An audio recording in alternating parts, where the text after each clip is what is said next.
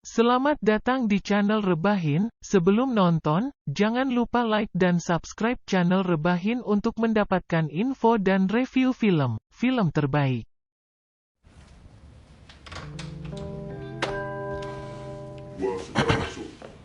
Video bermula saat sekelompok siswa berita duka kami sampaikan lewat breaking news. Kisah dimulai adanya kegiatan ospek mahasiswa baru di kampus IPB. Berbagai kegiatan senioritas junioritas sangat kental. Di tengah-tengah kegiatan, datang sosok senior bernama Maya sedang menginterogasi mahasiswa baru bernama Glenn, mahasiswa gagap asal Bandung. Kamu ngapain bawa-bawa tisu gulung? Di saat Glenn sedikit ketakutan dengan bicara gagap, Maya justru tertawa cengingisan melihat Glenn membawa segulung tisu akibat pilek. Rupanya sejak pertama kali melihat Glenn, Maya pelan-pelan menaruh perhatian lebih hingga semakin lama menjadi akrab dengan Maya. Persahabatan mereka pun berlanjut ke kopi deret hingga Glenn yakin jika Maya pantas dijadikan pendamping hidupnya dan menikah usai lulus kuliah.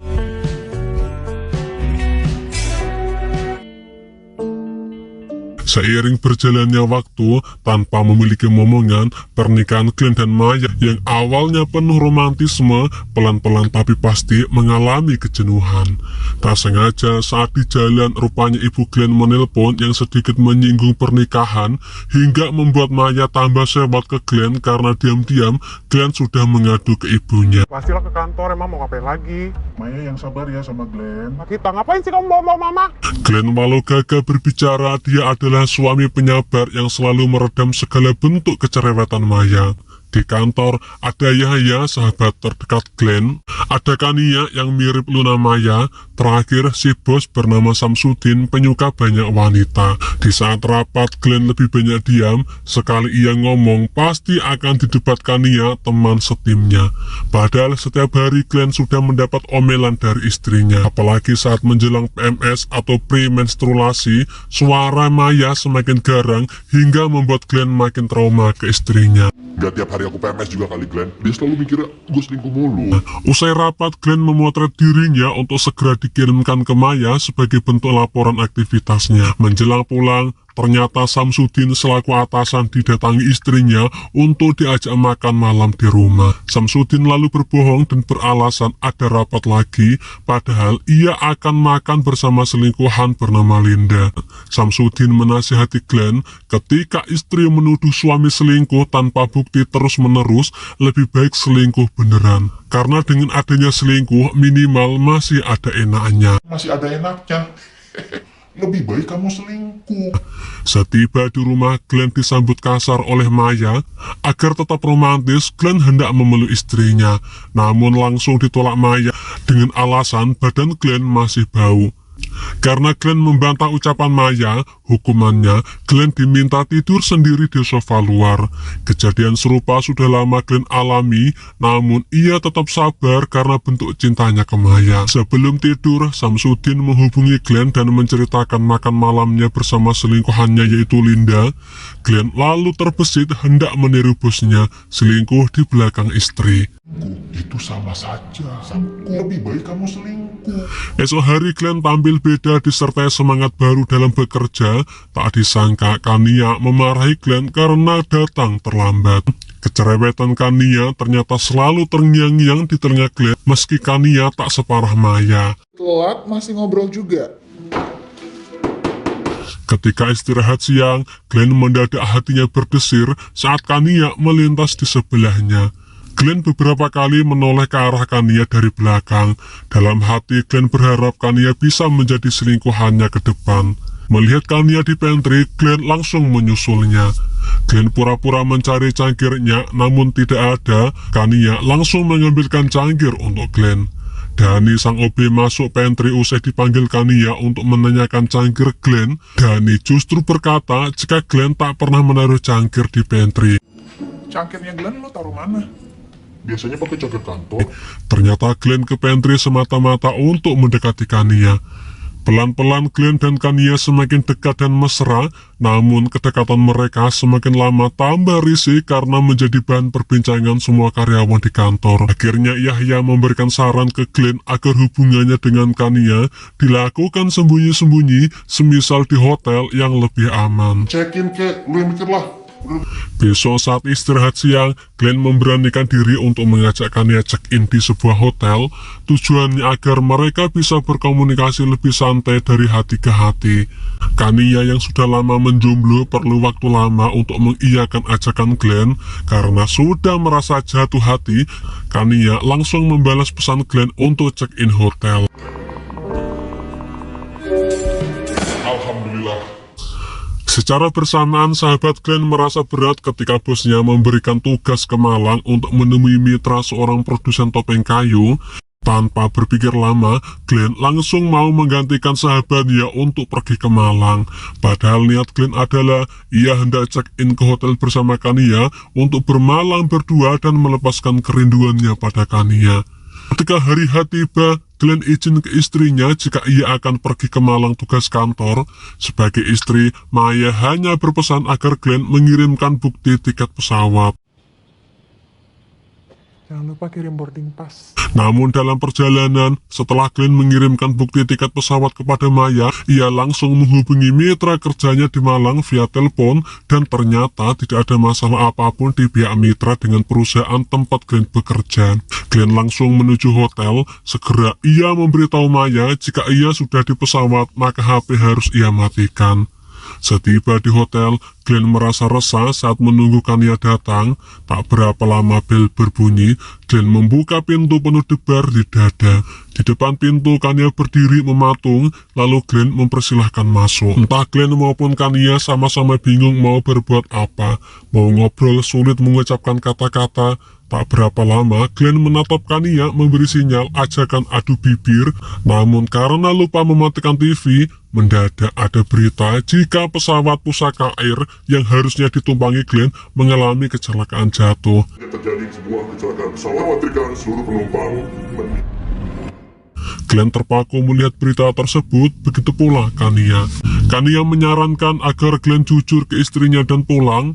Glenn tidak bisa menuruti Kania karena pasti istri Glenn akan marah. Di saat Glenn masih pusing, Kania memutuskan kembali pulang dahulu agar Glenn bisa tenang. Glenn melihat istrinya yang sedih dan panik diwawancarai televisi. Seperti perilaku aneh dari suaminya. Nggak ada. Dan mereka udah pacaran dari zaman kuliah. Ternyata di lobi hotel ada kekisruhan di mana salah satu tamu hotel tidur di lobi yang dilarang oleh petugas hotel. Si tamu sendiri usai bertengkar dengan istrinya dan ia memilih tidur di luar. Glenn mengajak Kania memanfaatkan kesempatan ini untuk kabur sebelum dilihat orang yang mengira Glenn menjadi korban pesawat jatuh. Menggunakan taksi, Glenn mengajak Kania hendak menemui ibunya di Bandung, namun tak diduga ban taksi bocor di jalan tol. Glenn dan Kania memutuskan kembali dengan cara jalan kaki. Dalam kondisi lapar, mereka berniat makan di warung kecil. Glenn sedikit kaget kala tahu jika Kania menu makannya sangat banyak. Untuk makannya di warteg ya. Tahu kalau aku tuh makannya banyak. Aku boleh nanya nggak sih sama kamu? Baru saja hendak menikmati makanan, ternyata ada Dani, OB di kantor tempat Glenn dan Kania bekerja. Di mana Dani ternyata adalah pacar putri dari si pemilik warung tersebut. Sebelum ketahuan, Glenn mengajak Kania kabur sebelum membayar makanannya. Itu suaranya kayak kenal. Akibatnya, Glenn dihadang pemuda kampung yang memaksa agar Glenn mau membayar makanan yang belum sempat ia makan. Mereka. Tapi juga untuk ngasih pelajaran. Berarti kamu. Meski badan usai sakit dipukuli warga kampung, Glenn dan Kania mendatangi rumah Yahya hendak meminjam mobil. Dikira Glenn sudah wafat, Yahya sangat ketakutan ketika Glenn datang ke rumahnya. Glenn menceritakan apa yang ia alami, namun saat Yahya menyarankan agar Glenn pulang saja, saran Yahya tidak didengarkan. Menggunakan mobil Yahya, Kania diajak Glenn menemui ibunya. Dalam kondisi ini, Kania sangat bersyukur bisa berdua dengan Glenn. Ternyata sudah lama Kania menyukai Glenn, namun ia simpan perasaannya mengingat Glenn sudah mempunyai istri. Dikira Glenn sudah wafat, dua tante Glenn bernama Mary dan Vera yang menemani ibu Glenn merasa ketakutan saat Glenn tiba di rumah. Begitu pula ibu Glenn serasa tak percaya ketika Glenn sudah pulang karena ia mengira jika Glenn telah wafat sehingga ibunya langsung pingsan. Namun setelah beberapa menit Glenn membangunkan ibunya dan ia menceritakan apa yang dialami. Kenapa pesawatnya kamu bikin jatuh? Pesawatnya emang jatuh beneran? Esok hari Glenn meminta pendapat ibunya mengenai masalah yang dihadapinya bersama istri. Sebagai orang tua, ibu Glenn menyarankan apa tujuan menikah. Jika belum paham tujuan menikah, maka berapa kali Glenn berganti pasangan, maka akan mengalami problem yang sama dan tidak bisa mencari solusinya. Kania langsung down ketika tahu solusi dari ibu Glenn, yang pada intinya Glenn harus mempertahankan pernikahan. Esoknya usai dari Bandung, Glenn bersama Kania menuju rumah Yahya hendak mengembalikan mobil. Baru saja tiba dengan kondisi Kania tanpa semangat, lemah lesu, mendadak bel pintu berbunyi. Yahya kaget juga Kania karena ternyata Maya datang membawa sekardus barang milik Yahya. Demi menghindari Maya, Glenn dan Kania bersembunyi di lantai atas.